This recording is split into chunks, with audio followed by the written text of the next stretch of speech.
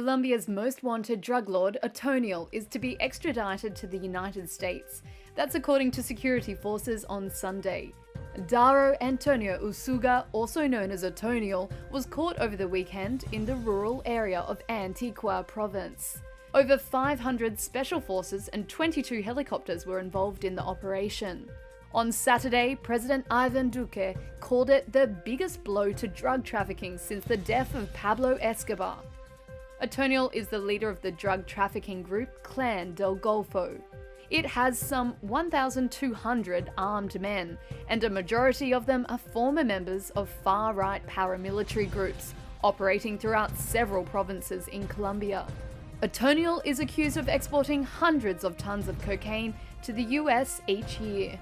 He is also accused of killing police officers, recruiting minors, and sexually abusing children, among other crimes. Colombia had offered a reward of up to about $800,000 for information on his whereabouts. The US government, meanwhile, offered a reward of up to $5 million. Although Duque said the drug lord's capture could mean the end of the Clan del Golfo, risk analysts warn that a new leader will most likely take over as head of the group. Turkish President Tayyip Erdogan on Saturday said he ordered the foreign ministry to expel 10 envoys from Western countries. If carried out, that would mark the deepest diplomatic rift with the West during his 19 years in office. He said, "I gave the necessary order to our foreign minister and said what must be done. These 10 ambassadors must be declared persona non grata at once. You will sort it out immediately." Erdogan is fuming because the envoys have called for the release of Osman Kavala. The philanthropist denies charges that he financed nationwide protests and was involved in a failed coup. He has been in prison for 4 years. Rights groups say his case is emblematic of a crackdown on dissent under Erdogan. Erdogan's remarks come just days after the ambassadors of the United States, France, Germany, and 7 other countries issued a joint statement calling for Kavala's urgent release. They were summoned by the Foreign Ministry, which called the statement irresponsible. European Parliament President David Sassoli said on Twitter, "The expulsion of 10 ambassadors is a sign of the authoritarian drift of the Turkish government.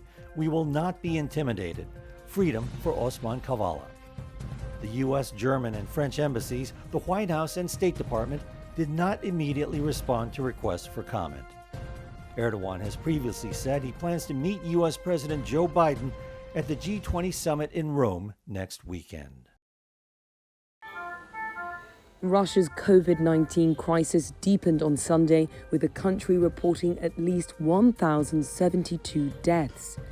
35,660 new cases were also reported, more than 5,000 of them in the capital, Moscow.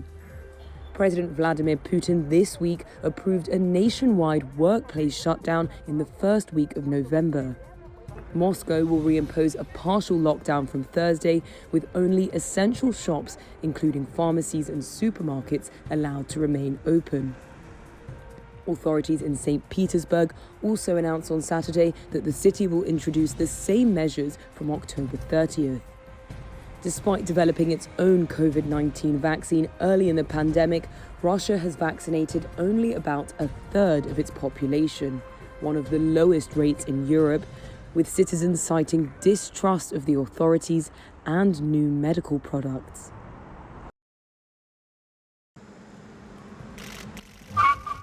Tesla rolled back the latest beta version of its full self-driving software on Sunday. It was less than a day after its release. Users had complained of false collision warnings and other issues.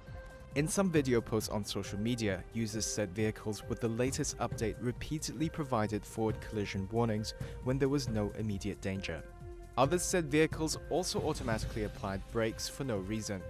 Some users said they lost the FSD beta software entirely after having issues with the update.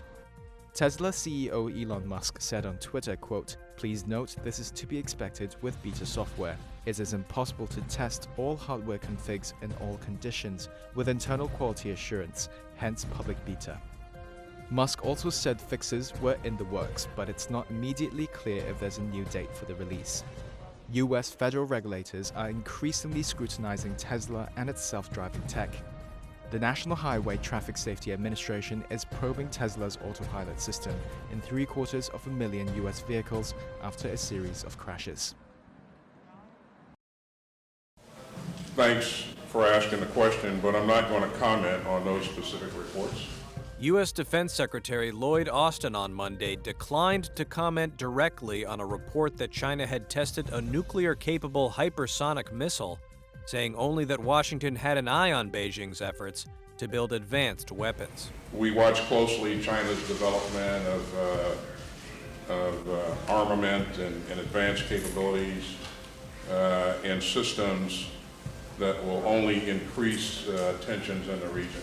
The Financial Times reported over the weekend that China tested a hypersonic missile in August, showing a capability that caught U.S. intelligence by surprise, citing 5 unnamed sources. On Monday, U.S. Disarmament Ambassador Robert Wood told reporters in Geneva he was concerned about what China is doing on hypersonic missiles, adding, quote, "We just don't know how we can defend against that type of technology. Neither does China or Russia.